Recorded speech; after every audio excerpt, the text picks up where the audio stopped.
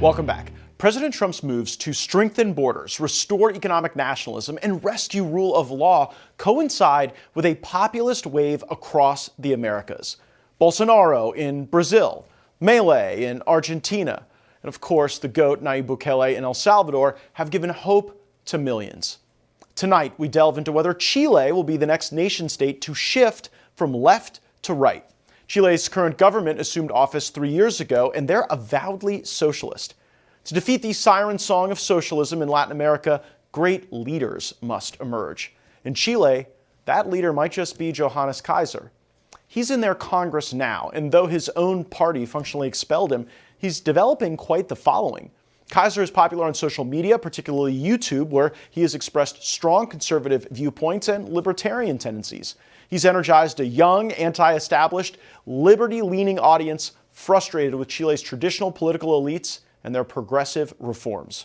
Much like in the United States, Chile's Congress has to endure a man cosplaying as a woman under the fiction of trans identity.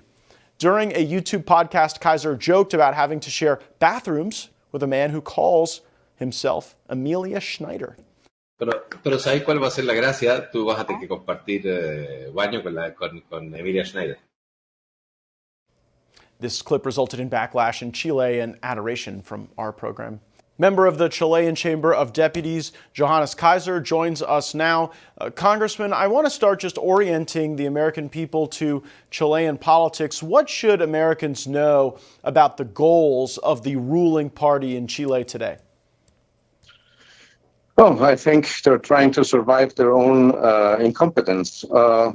But to be very serious, I think our government now is trying to connect us more to Asia. There have been a lot of declarations over the United States that makes us take distance to our neighbor in the north. And this is complicating our relations to the United States of America. What would you change most if you were the president of Chile? Oh, lowering taxes is one thing we want to do. Of course, we're complicated now with tariffs that President Trump has put onto the whole world. So we have to look and negotiate with the United States to get a better deal. And we will take our distance to international organizations that are jeopardizing our independence and our democratic system. There's some things we have to do. Controlling our border is a problem we share with the United States, and the control of the criminality that has come with the mass migration is also a challenge we have to address. So, as you see, we have some problems in common with the United States. I'm interested in your how you would approach a negotiation over trade and tariffs. If you were the president of Chile, would you approach that discussion with a perspective to maybe lower some of the barriers to entry for U.S. goods so that there would be less, there would be more equal trade and it would not be subject to tariffs on either side?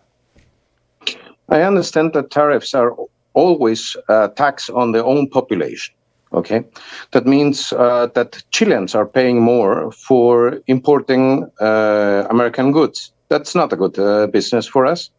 So by getting along with the United States and lowering our barriers of entrance, we are serving not only the international trade, we're serving our own citizens.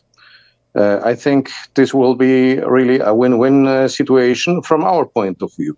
And from the point of view of our citizens, if we are able to get to a good agreement with the actual U.S. government. You have a tremendous online following, and there's been this wave of populist nationalism that has swept across some portions of Latin America, and you very well may be the type of person to animate that liberty experience alongside strong borders and strong economic policy. Who are your political influences, maybe in Latin America or elsewhere in politics, that you look to and say, that's the type of leader I think I can be for Chile? Oh, I would love to be like Ronald Reagan for the Chile. So, as you see, I have some big American fellows as role models. Thomas Jefferson too, and of course we have our own political leaders in the past who made who led us from poverty to liberty, and we do remember them also in high esteem. So, as you see, we are trying to get back to the ideas who made us a free country, and we are defending the principles what made the Western world a beacon of liberty. How do you believe Chile and the United States can cooperate to stop this mass migration that we've experienced in years past? In my opinion, and there are some studies from the Pentagon written over this, mass migration has been a weapon.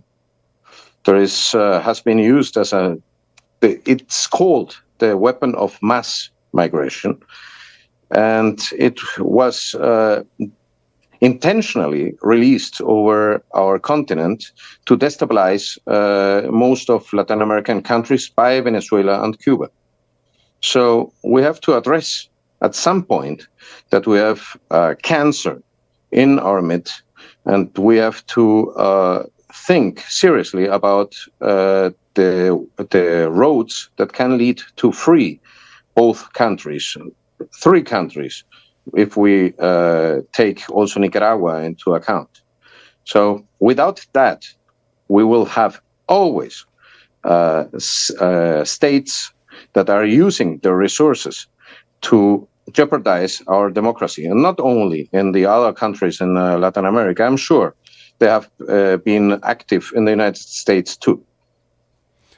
There are a number of people who did come illegally to the United States from Chile during our last 4 years of an open border. If you were president of Chile, would you allow the repatriation of those people back into your country? Not only allow, it's our responsibility to take back our citizens. It's not the responsibility of the United States to take to have to see for our citizens. It's our business, and in this matter, I have no problem, as I will have no problem as a president of Chile, to take back Chileans who belong to our country. And those citizens of us who have behaved in a wrong manner, have committed some crimes, we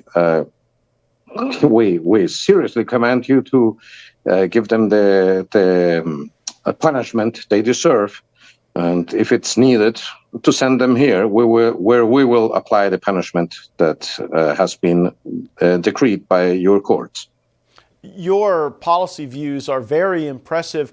Tell me a little bit about the campaign. How do you expect to win the presidency in the coming election in Chile? Well, we didn't have started the campaign yet. The election is in 8 months, but we can show some impressive results. We started with a new party, the National Libertarian Party. 6 months ago, we now are the second biggest party in the country in a number of members. We have now 6 Congress people in the Congress that are part of our party, and we haven't been yet in any election. So you can imagine this is a very, very strong position we're starting from. We have no money whatsoever. But we are in the polls. We are marking between 13% and 20%. So as you see, we're very optimistic that with some resources and support, we will be able to win this election and lead our country on the side of the free countries of the world and in direction of a development that can push us out of the third world.